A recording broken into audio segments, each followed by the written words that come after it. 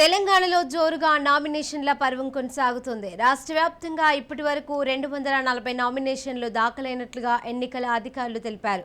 ప్రధాన పార్టీల అభ్యర్థులు నిన్న నామినేషన్లు దాఖలు చేశారు.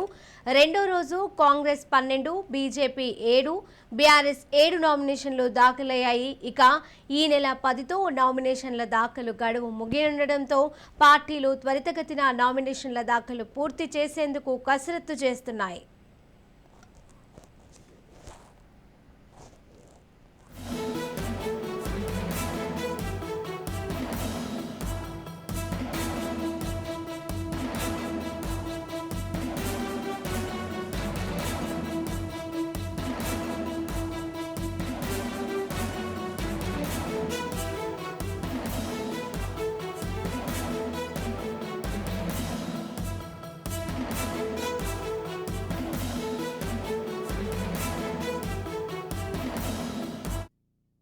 ఆయా నియోజకవర్గాలలో గులాబీ అభ్యర్థులు నామినేషన్లు దాఖలు చేస్తున్నారు. ఈ నెల 9న తొలుత గజ్వేల్, ఆ తర్వాత కామారెడ్డిలో సీఎం కేసీఆర్ నామినేషన్లు దాఖలు చేయనున్నారు. అయితే పలుచోట్ల బీఆర్ఎస్ రెబల్ అభ్యర్థులు కూడా నామినేషన్లు దాఖలు చేస్తుండటం బీఆర్ఎస్లో కలవరం మొదలైంది.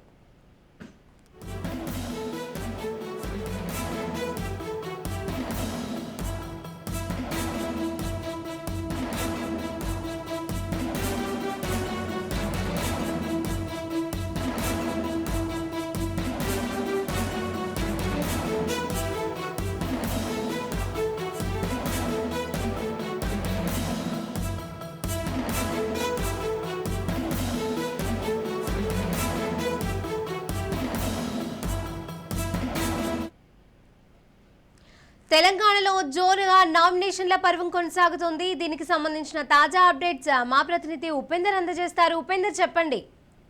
రైట్ శిరీష, ఏదైతే ఉమ్మడి ఖమ్మం జిల్లాకు సంబంధించి ఇప్పటికే నామినేషన్ల పర్వం అయితే జోరుగా కొనసాగుతున్న పరిస్థితి కనిపిస్తుంది. ఈ రోజు ఏదైతే 3వ తారీఖు నుంచి నామినేషన్ల పర్వం అయితే కొనసాగుతుంది. ఈ నేపథ్యంలో ఇప్పటి వరకు అయితే దాదాపు జిల్లా వ్యాప్తంగా 12 నామినేషన్లు అయితే దాఖలయ్యాయి. అందులో స్వతంత్రులు 6 నామినేషన్లు వేయగా ఇటు కాంగ్రెస్ పార్టీ నుంచి అయితే అటు మాజీ మంత్రి తుమ్మల నాగేశ్వరరావు, అదే విధంగా పొంగులేటి శ్రీనివాసరెడ్డి అయితే నామినేషన్లు కాంగ్రెస్ పార్టీ నుంచి వేసిన పరిస్థితి కనిపిస్తుంది. ఇక ఈ ఇద్దరు కూడా మొదటి సెట్ అయితే దాఖలు చేశారు. ఇక నామినేషన్ల పర్వం ఈ నెల 9వ తారీఖు మంచి ముహూర్తం ఉండడంతో ఈ రోజు 9వ తారీఖు అయితే భారీగా నామినేషన్లు వేసే పరిస్థితి కనిపిస్తుంది. ఇక శాసనసభ ఎన్నికల నామినేషన్ల ప్రక్రియ అయితే ఇప్పటికే జిల్లాలో జోరందుకున్నదని చెప్పవచ్చు. ఇప్పటికే అభ్యర్థులు ప్రకటించిన పలు పార్టీలు ప్రచారంలో అయితే వేగం పెంచాయి.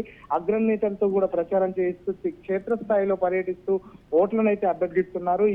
తమకే అధికారం అప్పగించాలనే విజ్ఞప్తులు కూడా చేస్తున్న పరిస్థితి అయితే కనిపిస్తుంది. ఇప్పటికే పలువురు అభ్యర్థులు నామపత్రాలు దాఖలు చేయగా మంచి రోజు ముహూర్తం ఉండడంతో ఇవాళ ఈ నెల 9న పెద్ద సంఖ్యలో నామినేషన్లు దాఖలయ్యే అవకాశం అయితే ఉంటుందన్నారు. ఇటు బీఆర్ఎస్ అధినేత ముఖ్యమంత్రి కేసీఆర్ కూడా ఇప్పటికే నియోజకవర్గ వారీగా సభల్లో పాల్గొంటున్నారు. అటు కేసీఆర్, హరీష్ రావు, మంత్రులు, అభ్యర్థులు, నేతలు విస్తృతంగా ఇంటింటికి వెళ్లి అయితే ఓట్లను అయితే అభ్యర్థిస్తున్న పరిస్థితి కనిపిస్తుంది. మేనిఫెస్టోను ఇప్పటికే ప్రకటించిన భారత రాష్ట్ర సమితి 10 ఏళ్ల పాలనలో ప్రధానంగా ప్రస్తావిస్తూ ముందుకెళ్తుంది. ఇక సంక్షేమ కార్యక్రమాలు వివరించడం పాటు కాంగ్రెస్, బీజేపీ హయాంలో పోలుస్తూ ఓట్లు అయితే అడుగుతున్నారు. ఇక రాష్ట్రానికి ఏర్పాటు చేసిన గత 2 ఎన్నికల్లో అధికారం దక్కించుకోలేకపోయిన కాంగ్రెస్ ఈసారి ఎలాగైనా విజయం సాధించాలని పట్టుదలతోనైతే ఉంది. ప్రధానంగా కేసీఆర్ సర్కార్ వైఫల్యాలను ప్రజలకు తీసుకెళ్లడంతో పాటు తెలంగాణలో ఇచ్చిన అస్సాం పార్టీకి మద్దతు ఇవ్వాలని చెప్పేసి ప్రజలు కోరుతుంది. కర్ణాటక స్ఫూర్తితోని అదే తరహా వ్యూహాన్ని అయితే రాష్ట్రంలో అమలు చేసి విజయం సాధించాలని అయితే శ్రమిస్తుంది.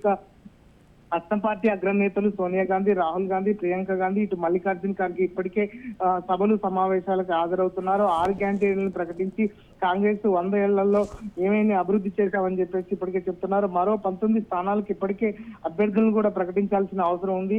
అయితే ఇప్పటికే ఇక డబుల్ ఇంజిన్ సర్కార్ నిర్ణయంతో అటు బీజేపీ కూడా ఎన్నికలకైతే వెళ్తుంది. ఇక నరేంద్ర మోడీ నేతృత్వంలోని కేంద్ర ప్రభుత్వం ద్వారా తెలంగాణకు చేసిన పనులు వివరిస్తూనే కేంద్రంలో, రాష్ట్రంలోనూ భారతీయ జనతా పార్టీ ప్రభుత్వం ఉండడం ద్వారా మరింత మెరుగైన అభివృద్ధి, సంక్షేమాన్ని సాధించవచ్చునని చెప్పేసి ప్రజలకు వివరించే ప్రయత్నం అయితే చేస్తుంది. ప్రధానంగా నరేంద్ర మోడీ, హోంమంత్రి అమిత్ షా సహా పలువురు కేంద్ర మంత్రులు రాష్ట్రంలో పర్యటిస్తున్న పరిస్థితి పలు సభలు సమావేశాలకు హాజరవుతూ అటు బీఆర్ఎస్, కాంగ్రెస్ లక్ష్యాలను ఘాటుగా విమర్శిస్తున్నారు.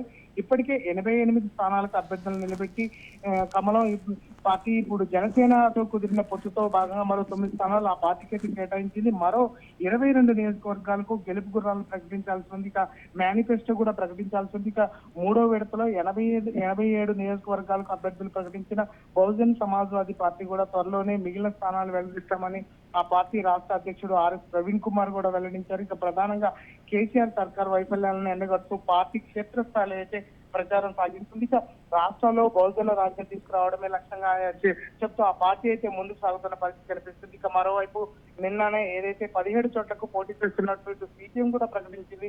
ఇప్పటికే 19 స్థానాలకు అభ్యర్థులను ఆ పార్టీ కార్యదర్శి తమ్మినేని వీరభద్రం ప్రకటించారు.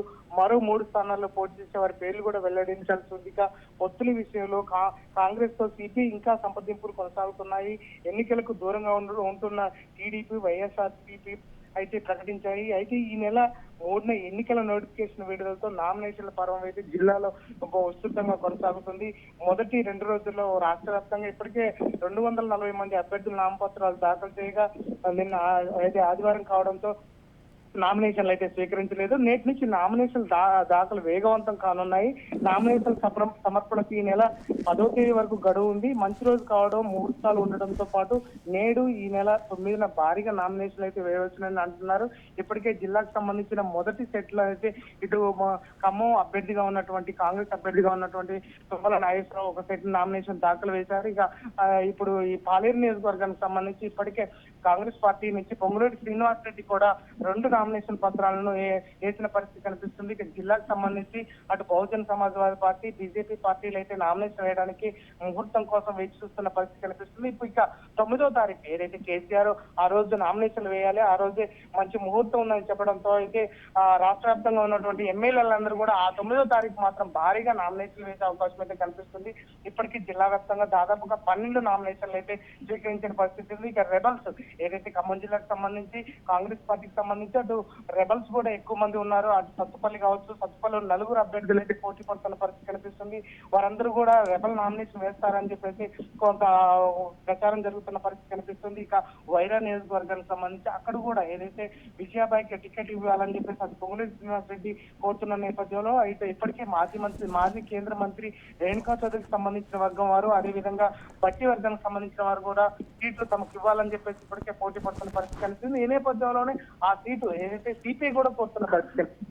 మొత్తంగా చూసుకుంటే పొత్తులు కుదురుతాయా లేదా పక్కన పెడితే మాత్రం ఇప్పటికైతే నామినేషన్ పర్వం అయితే కొనసాగుతుంది.